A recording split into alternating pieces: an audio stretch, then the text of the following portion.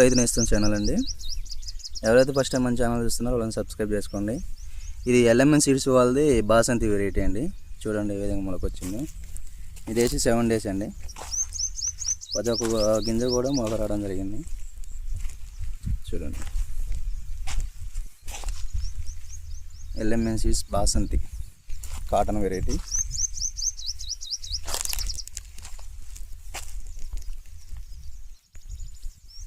ఇది రైతు పేరు వచ్చేసి వినకొండ గోపయ్య గారండి.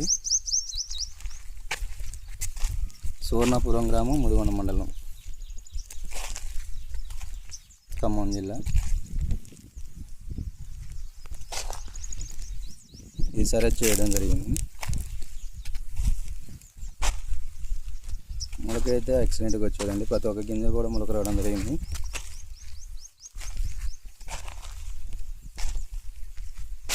మరిన్ని వీడియోల కోసం మన ఛానల్ అయితే సబ్స్క్రైబ్ చేసుకోండి. థ్యాంక్ యూ అండి.